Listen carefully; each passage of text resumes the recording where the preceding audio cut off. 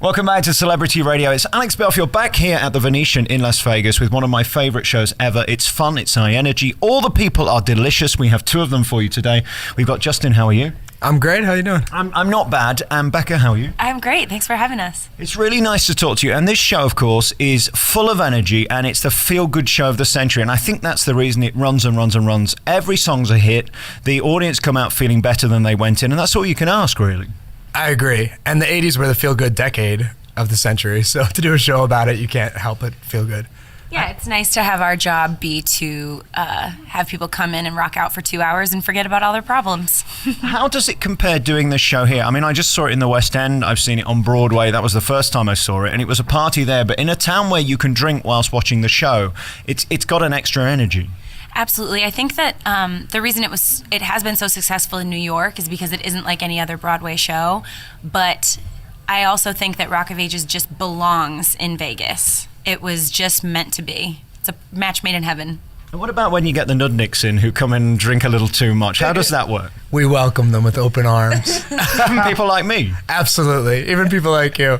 We love it. No, that it's Vegas, so everything's a little bit bigger and brighter and a little more scantily clad. And we want them all to sing along and scream. And we had some people puking in the audience. We don't want that. Don't go too far. But we do want you to have a great time. Do you have like a mop at the side of the stage in case there's any spillages? I'm sure they do. I don't know anything about that, but I'm sure that they do. For various reasons, of course. Now, I've got to talk about the bleeding obvious, which is that you're both delicious. Congratulations on that. Being a deeply unattractive man, I'd never get a role in this show, would I? A deeply ununattractive? Is that what you said? That's not true. That's not true at all. No, but this is a show for sexy people, isn't it? And attractive people. I mean, I think so. There's a couple characters in the show who got a little extra pounds. They got mullets put on. They got, but the girls definitely are all sexy. Yeah, we got some, every one of them. We got some smoking hot girls in the show. So you're saying I could do the ugly fat guy role? Is that what you're telling me? Well, you're not fat, but I'm not delicious either. I wouldn't say that either. So tell me about you. How do you get here? I mean, it's every performer's dream, I suppose, to do a musical. To do it on Broadway is amazing in the West End, but in Vegas, there's got to be an extra energy.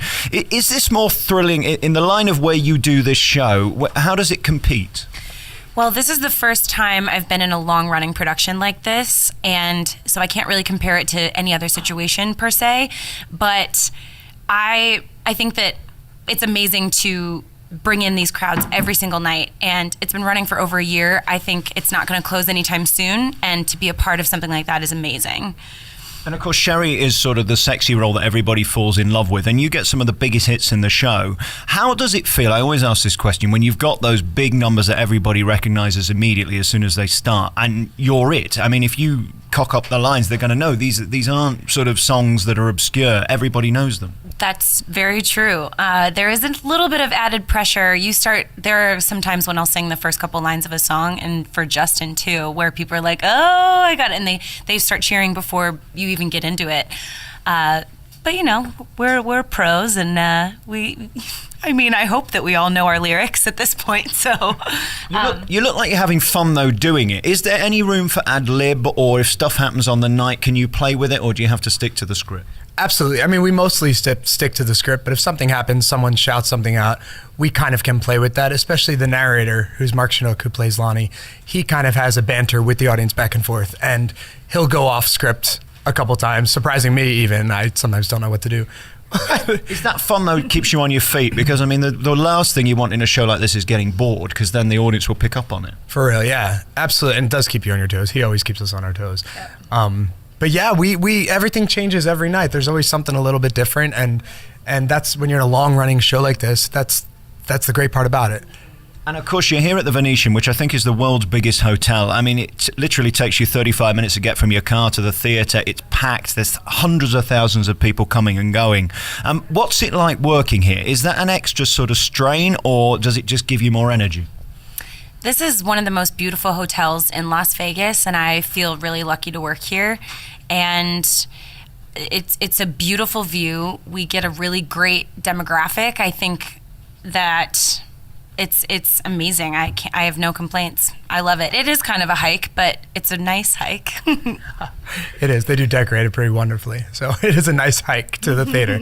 And we talked about being clinically obese earlier, as you pointed out that I was. How do you avoid all the restaurants? I mean, you walk past 50 of them coming here. There's buffets everywhere where you can eat as much as you like. I mean, you being fat ain't going to work on stage, is it? This is true. This is true. And I think doing the show has something to do with it because it's so much cardio. It's nonstop, especially for the two of us, running, singing, dancing, and jumping off bars. So we get quite a workout. And so we can hit up those restaurants and eat. And this air, I mean, it's very dry. They tell me it's very different to Broadway air. How do you cope with that vocally?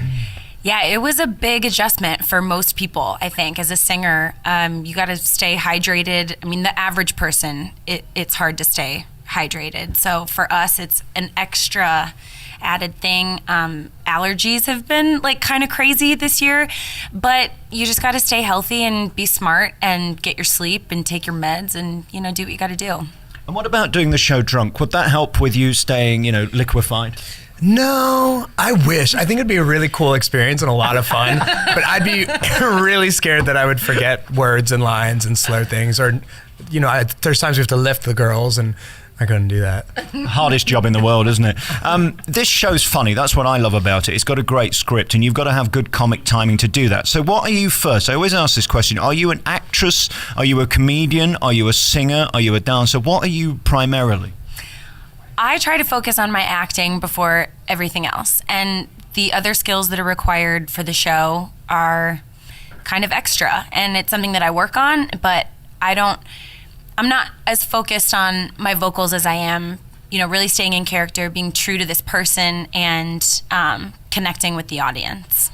And talk about the songs. I mean, this has got every song in it. Probably Don't Stop Believing has to be the biggest, the most famous, and the one that everybody looks forward to. Yeah. But I mean, it is one after another of I love that, I love that, I love that, especially if you're of our generation. It's all the biggest hits from the biggest songs of the 80s. So every time a song begins, they're screaming. Don't Stop Believing, of course, you hear those first couple chords, people go nuts. Mm-hmm. Some of them, they might be like, wait a minute, I remember this one, I haven't heard this in so long, you know? And that's a great thing to also experience with them. But I have so many favorites, I don't really know how to pick one because there's so many fun moments in the show. And they're sort of anthemic, aren't they? They're big tunes that everybody remembers. Mostly have been used in films and on adverts. Whoever came up with this idea is a genius for that reason, that you can't fail to get sort of embroiled in the silliness of it in terms of the story, but the power of the songs. Totally, because this really is kind of the greatest hits of the 80s. I mean, you'll have an album come out with 15 songs on it or so, and you might like 3 or 4.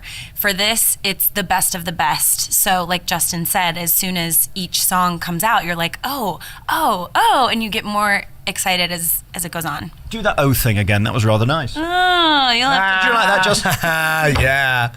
She does that in my ear during the show at one point, literally. That's how you end up losing lines. What is it like backstage? I guess you've got to have a camaraderie. You're spending far too much time together if you all hate each other. We despise each other. No, we love each other so much. We are together all the time, and most of us aren't from Vegas. We came in from LA or New York or different places to live here and do the show. So we don't have family here, we don't have friends here, we have each other. So it is like a tight-knit group family, and I love it. And you're doing 37 shows a week, something like that? Sure. This makes us sound more impressive. No, we do 7 shows a week. We have one night off, which is a Monday, then a double show on Saturday. How does that feel then? I mean, you start the first one knowing you've got to do exactly the same thing in 5 hours' time. How do you cope with that? What is the psychosis? Well, I feel like I never get tired of the show because it's so much fun, but definitely on Saturdays, it requires, you put in so much energy, you give your all for every show. So the fact that we have 2 back to back, you kind of take a deep breath and say, okay, here we go. Let me try not to think about it because it's very long. Mm-hmm. And, you know, by the end of it, you sleep really well. They always say in the West End, the worst show you can ever do is a Wednesday matinee because you have Japanese tourists who don't speak English, don't follow any of the script, and just sit there staring at you. I guess that's probably not the case here because it's such a transient sort of market where they're coming in and going. Is it almost easier than Broadway and the West End in a sense of those matinees getting through them? I think we got kind of spoiled with the schedule here because we don't have matinees. And honestly, I don't know what it would be like to sing this music at 2 p.m. I mean, kudos to the Broadway cast because I don't know how they do it. You wake up at 6. Yeah, exactly. It's like you'd have to wait. Yeah. Oof. But yeah, I love our schedule, and I do think that we are a little bit spoiled. And you can't really phone this in. You've got to be shot out of a cannon from the second this thing goes up. This ain't no Les Miserables, is it? No, from the get-go, the moment you step on stage, my first thing I do is scream. And it just keeps going. It's nonstop. And even backstage when you're running around, crossing, changing, getting ready for the next scene, it's nonstop, and before you know it, it's over. And of course, you get to meet the punters in this show. That's English for you get to see the audience. You are within the audience for much of it. How interesting is that? I mean, you must see things that probably you shouldn't be seeing, or see reactions that you prefer not to see. I love that the audience is involved. I think it's what makes the show unique, and it brings you more on a personal level, and you feel like you can really connect with people. And that's why we get into this anyway, right? Is to entertain and to communicate. We run through the audience, the two of us at one point, and our Stacey Jacks at one point, he's drunk in the audience, laying on the women and kissing on them. And we've seen, they're right up there. The first few rows we could see, because the spotlights are in our face, you can't see too much past there. But you've seen ladies pull their boobs out, and people making out, people touching each other inappropriately.